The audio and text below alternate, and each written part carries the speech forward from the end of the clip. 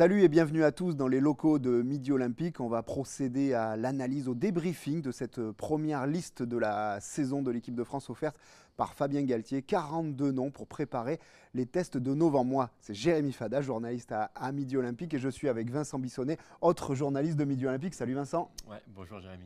Alors pour faire cette analyse, on va découper en 5 thèmes principaux. Mais avant d'aborder le premier thème, Vincent, on va passer directement, j'allais dire, au bonus. Mais alors un bonus dont on se serait bien passé, c'est un petit peu l'actualité du jour, c'est le forfait. Forfait sur blessure de l'ailier de Toulon, Gabin Villière, remplacé par celui de Montpellier, Vincent Rattez. Et franchement, c'est un premier coup dur pour le 15 de France parce que Vincent, on peut presque considérer que Gabin Villière était on va dire le choix presque numéro 1 à son poste pour le staff des Bleus. Oui, c'est un bonus malus, c'est le cas de le dire. Effectivement, il y a petite pénurie, on va dire, hein, si on reprend un petit peu la hiérarchie du début d'année 2021. On avait principalement un trio Villiers, Thomas, Penaud qui s'est détaché. Il n'en reste plus qu'un. Il ne reste plus que Damien Penaud, on va dire, parmi les cadres du poste. Donc effectivement, il y a vraiment une réflexion à mener sur ce poste. Puisqu'on se retrouve avec deux novices. Voilà, que sont Mathis Lebel et Donovan Taofi-Fenoy. Voilà. Et Vincent, du coup, on peut présager que pour l'Argentine, si Damien Penaud est sur une aile, ça se jouera entre les deux pour l'autre aile, à moins que le staff, comme il l'a déjà fait, décide de décaler Gaël Fickou, voire Virimi Vakatawa, ce qui offrirait une place au centre à qui? À Jonathan Danty, certainement, ou la lubie qu'on a souvent, à Romain Tamac, qui ont décidé d'associer Jalibert Ntamak. On n'a pas fini d'en parler, non? Ouais, c'est vrai qu'il y a un jeu de chaises musicales auquel le staff peut se prêter. C'est vrai qu'on peut jouer au sélectionneur et imaginer plein de combinaisons. Après, le forfait d'Arthur Vincent, qui était vraiment le remplaçant naturel au centre, voilà, m'incite à penser quand même que le staff ne va quand même pas procéder à un grand remue-ménage. Voilà, on peut attendre quand même un remplacement poste pour poste. Mathis Lebel notamment est très attendu. Fabien Galtier en parle depuis des mois et a aujourd'hui, comment dire, les attributs d'un titulaire en puissance. Allez, on en finit avec ce bonus qui nous fait pas tant plaisir que ça et on passe au premier thème. Le premier thème, allez, j'allais dire un imposé qui intéresse toujours notamment le grand public. Quel capitaine pour ce 15 de France? Pourquoi? Parce qu'on le rappelle, Charles Olivon, le capitaine du 15 de France, est blessé au genou, donc absent pour cette tournée de novembre. Ça fait des semaines qu'on vous le dit dans les colonnes de Midi Olympique, il y a 5 noms qui se dégagent clairement. Et ces 5 noms, ils ont été officialisés par Fabien Galtier et Raphaël Ibanez. Il s'agit de Julien Marchand, Anthony Gelonche, Grégory Aldrit, Antoine Dupont et Gaël Fickou.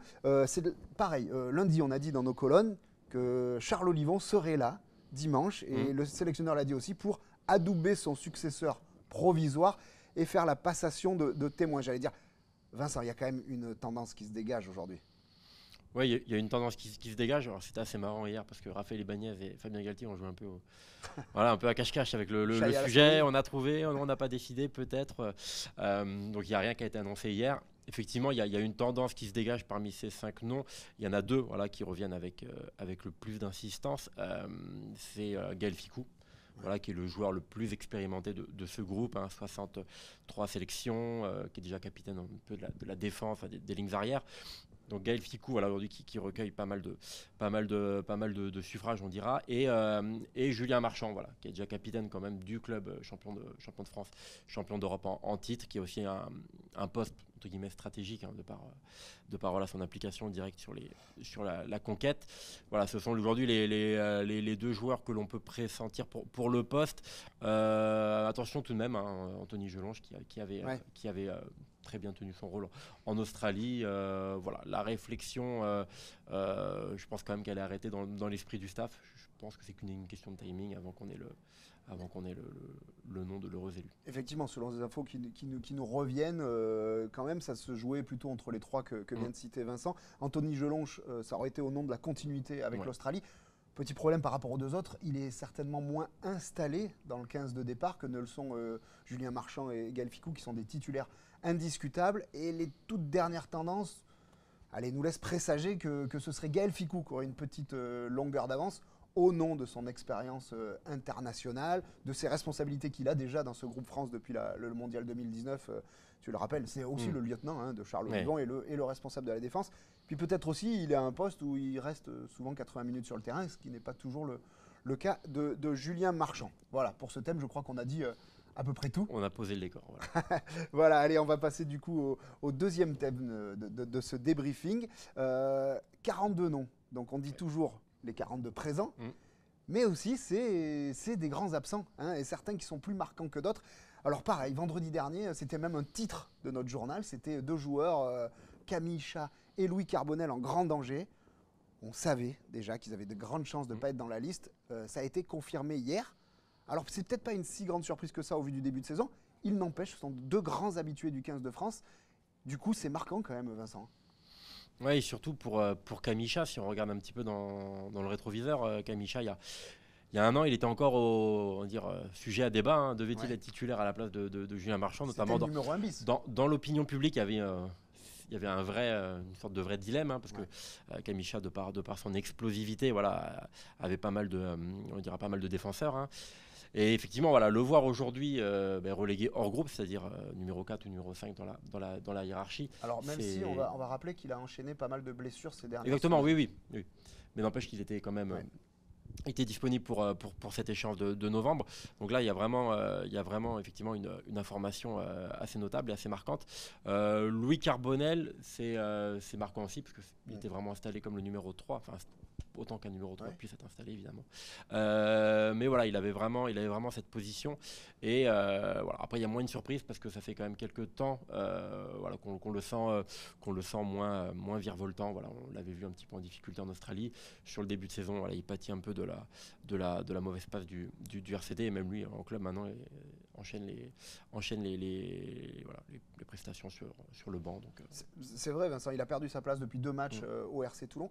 Et puis il faut rappeler quand même que Louis Carbonel, il a eu sa chance plusieurs fois en bleu.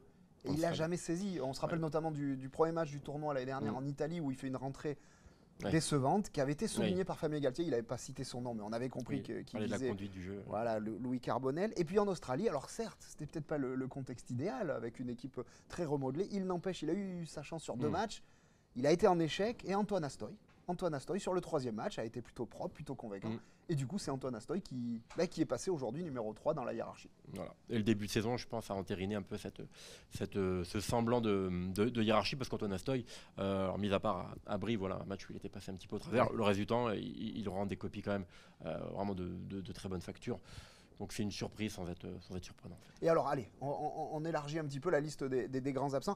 Il y a Anthony Boutier, évidemment, qui était capitaine, titulaire à l'arrière, au début du mandat de Fabien Galtier, qui est moins en vue avec Montpellier, qui est même relégué 5e choix, parce qu'il y a 4 arrières.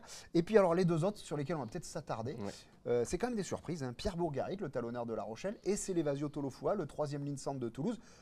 Pourquoi des surprises de ne pas les retrouver? C'est que eux, au contraire de ceux qu'on a cités avant, font un excellent début de saison. Pourtant, Fabien Galtier a décidé de se passer de leur service. Est-ce que toi, ça te surprend?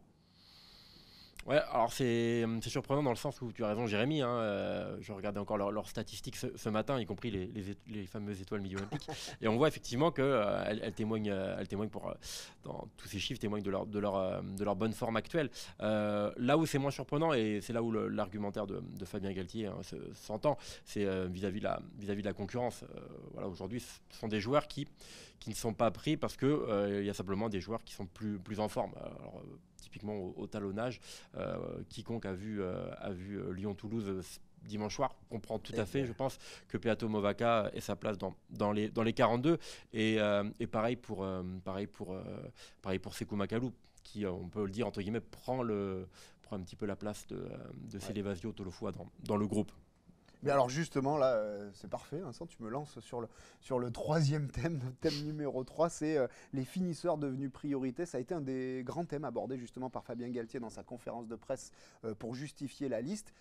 Il a cité quand même une statistique que nous, on a écrit à maintes reprises. Ce 15 de France, il est en progrès constant depuis 2019. Il n'empêche, seulement 6 défaites, mais 5 dans les toutes dernières minutes.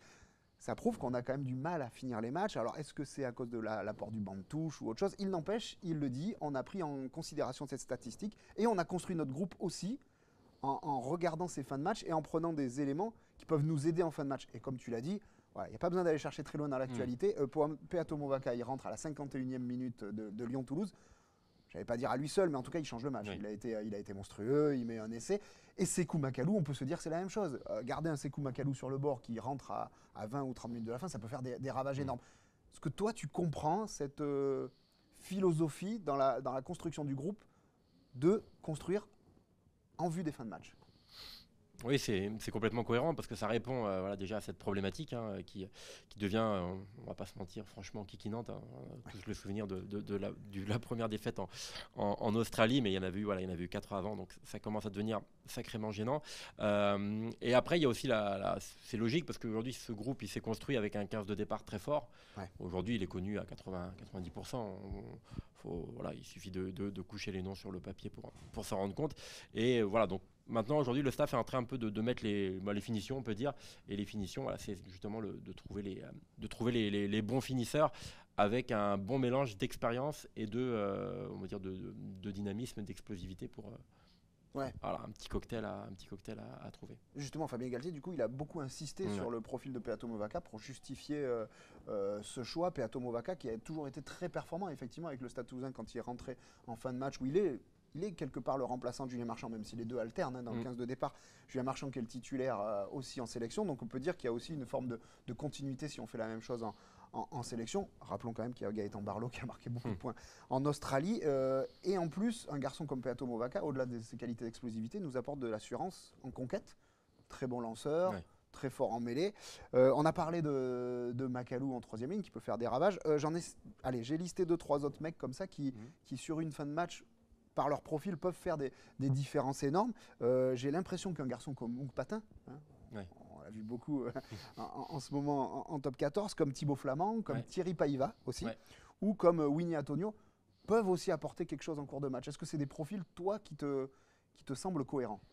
Oui, il y a vraiment un point commun très fort à tous ces joueurs. C'est leur explosivité, voilà, c'est leur capacité à gagner des duels, alors que ça soit aussi bien défensivement qu'avec le ballon.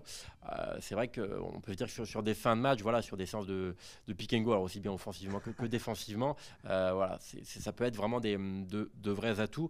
Voilà. Et derrière, il y a une autre réflexion, je pense, et qui justifie en bonne partie la sélection de Maxime Loukou et son possible statut peut-être de numéro 2 ou numéro 2 bis. C'est la capacité à gérer des fins de match sur le plan stratégique. Voilà. Ce que peut-être Maxime Loukou a davantage qu'un Baptiste Serin.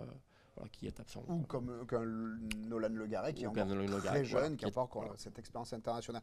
On peut dire aussi, on en a parlé de l'absence de Célevasio Touloufoua, qui lui aussi fait d'excellentes fins de match généralement avec Toulouse. Il aurait pu aussi rentrer dans ce cadre-là, mais on ne va pas continuer le débat. On va passer au quatrième thème, évidemment. Notre quatrième thème, c'est quelle chance pour les novices? On va s'expliquer. Il y a 9 joueurs en tout, je crois que c'est toi qui as fait le papier d'ailleurs sur rugbyrama.fr là-dessus. 9 joueurs qui sont à 0 sélection dans ce groupe des 42, c'est beaucoup. Oui. Mais il va y en avoir beaucoup moins normalement à la fin de la période de novembre. Pourquoi? Parce qu'il y a une configuration assez particulière pour cette tournée avec seulement 6 jours entre le deuxième match, France-Géorgie le dimanche 14 novembre, et le troisième match contre la Nouvelle-Zélande. Tu crois que le staff a vraiment pris en compte cette configuration assez particulière au moment de construire son groupe?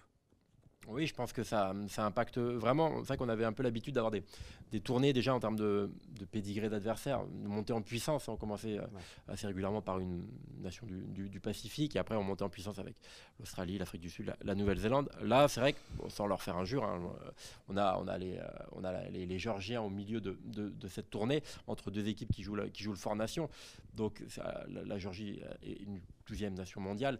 On peut penser que ce match, en plus de par sa programmation, va permettre d'opérer une revue d'effectifs qui permettra à la fois donc, de voir un petit peu à balles réelles les novices et aussi d'offrir un petit peu de repos quand même à des joueurs qui ont enchaîné déjà 7 journées de top 14 et qui vont encore être beaucoup sollicités dans les semaines à venir. Et puis quand on affronte la Nouvelle-Zélande, c'est pas du luxe d'avoir du repos. C'est bien d'être en pleine forme. Alors je vais vous citer quand même ces 9 joueurs novices. C'est Mathis Lebel, c'est Thibaut Flamand, c'est Maxime Loukou, c'est Romain Buros, c'est Florian Verhaeghe, c'est Florent Van Verberg, Tani Vili, Thierry Paiva et Donovan Taofi-Fenoua. On peut penser quand même que ces 9-là, ou en tout cas une grande majorité, seront sur le terrain contre la Géorgie. Est-ce que tu penses que dans ces 9-là, il y en a qui peuvent déjà s'inviter contre l'Argentine sur le premier match? On a quelque part un peu répondu tout à l'heure avec ce poste d'ailier, non? Effectivement, alors sur le poste d'ailier, voilà, il y a un concours de circonstances, hein. Il y a deux candidats entre guillemets naturels à une place dans le 15 de départ, Teddy Thomas et Gama Villiers qui sont indisponibles. Donc c'est vrai que et Donovan Toffienois et Mathis Lebel ont une vraie carte à jouer. Je pense que on sait que Fabien Galtier est très attaché aux prestations, à l'entraînement. Je pense que c'est deux joueurs qui auront tout intérêt à nous sortir une bonne semaine d'entraînement la semaine prochaine pour gagner leur place dans le 15 de départ. Et pour revenir peut-être sur le thème précédent, il y a peut-être des joueurs aussi qui peuvent s'inviter, mais sur le banc de touche contre l'Argentine ou contre la Nouvelle-Zélande, on pense par exemple à un garçon comme Thibaut Flamand, qui a le profil 2e et 3e ligne. Si jamais on décidait par exemple de faire un fameux 6-2, c'est-à-dire 6 avances et 2 3/4 sur le banc, le 15 de France l'a déjà fait, alors que c'est rare au niveau international. On se dit que ce profil 2e, 3e ligne, c'est l'idéal. Vous pouvez placer un 2e ligne, un 3e ligne et un garçon polyvalent.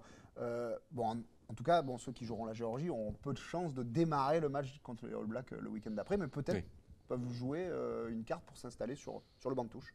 Oui, complètement. Oui, c'est vrai que oui, on pense à... Tu cites Thibaut Flamand, c'est vrai que c'est typiquement le genre de joueur, de par son profil, de par sa forme actuelle aussi, on le voit très bon avec Toulouse. Il a toutes les qualités pour briguer une place dans les 23.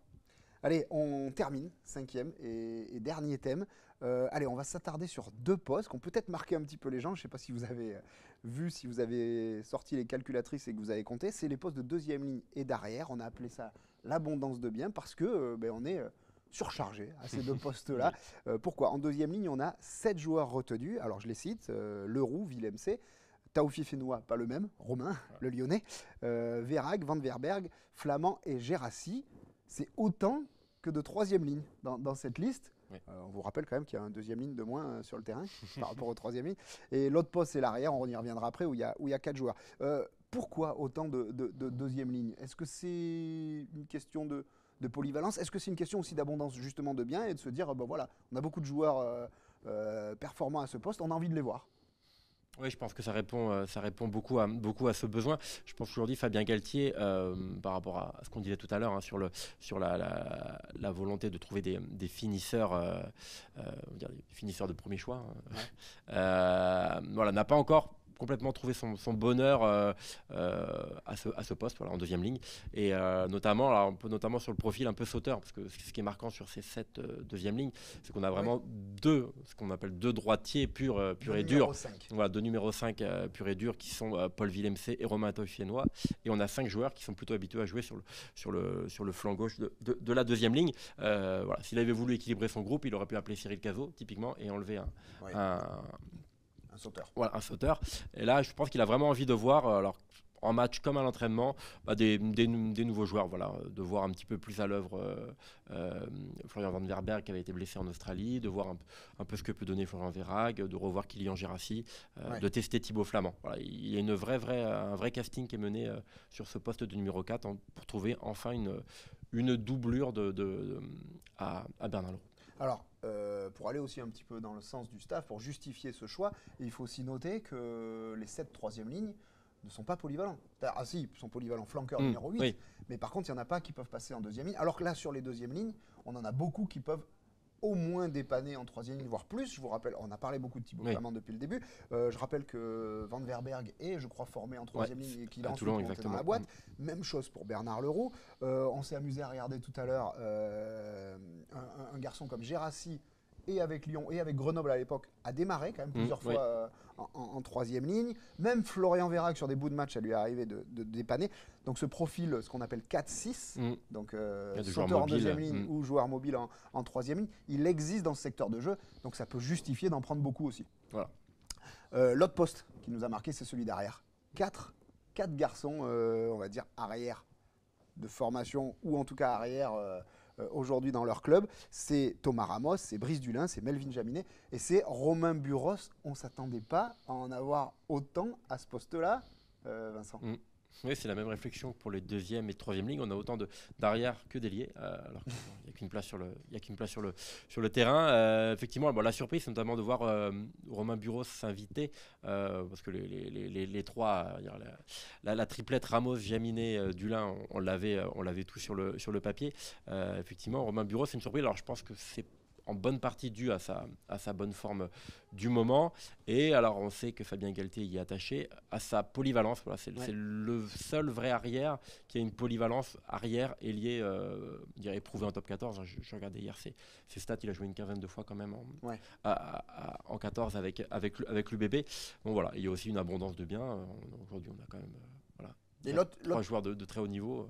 C'est vrai. Et l'autre polyvalence à noter, alors outre Melvin Jaminet qui peut jouer à l'ouverture, je crois qu'il a été formé au départ à ce poste-là, mais qui a peu joué pour l'instant au niveau professionnel, c'est Thomas Ramos. Thomas Ramos, on sait qu'il n'est pas pris uniquement en numéro 15. Dans l'esprit du staff, c'est un 10-15 par sa faculté, j'allais dire, assez naturelle à passer en numéro 10. Il y a des joueurs qui sont polyvalents, mais qui dépannent sur un poste. Thomas Ramos, c'est bien plus que ça. On rappelle juste que les 2 derniers titres de champion de France de Toulouse ont été acquis au terme d'une finale où Thomas Ramos portait le numéro 10 et où les 2 fois il a été royal sur le terrain. Et aujourd'hui, on sait que notamment Laurent Labitte apprécie beaucoup ce profil meneur de jeu chez Thomas Ramos. Et même, on peut se poser une question, Vincent. Allez, je vais. Tout à l'heure, on a démarré sur un bonus-malus. Je vais te dire un autre malus. Imaginons demain, il nous arrive une tuile et avec Jalibert et avec Ntamak. Est-ce que c'est Antoine Astoy ou est-ce que c'est Thomas Ramos qui démarre en numéro 10 ? On peut se poser la question, légitimement. Ah oui, c'est une vraie question. Alors, quand Hugo Mola était confronté à ce choix, il a souvent préféré mettre Thomas Ramos en 10. Effectivement, Thomas Ramos c'est peut-être même son principal atout dans avec sa qualité de but aussi. Avec sa qualité de buteur, exactement. Ouais. Mais c'est peut-être vraiment un de ses principaux atouts qui peuvent lui permettre de gagner un petit peu du temps de jeu. Parce que c'est vrai qu'on attend de le voir un peu plus à l'œuvre avec le maillot bleu. Voilà. Ben vous avez compris, il y a des postes où on est riche. Dans l'ensemble, on a un effectif riche. Maintenant, il nous manque quoi ? Des titres, Vincent ? Des titres, enfin des titres ? Des bonnes fins de match et des titres. Voilà, c'est une bonne conclusion pour ce débriefing. Je vous remercie de l'avoir suivi avec nous. Je vous rappelle, premier match dans un petit peu moins de 2 semaines. On reçoit l'Argentine au Stade de France. Merci à tous, au revoir.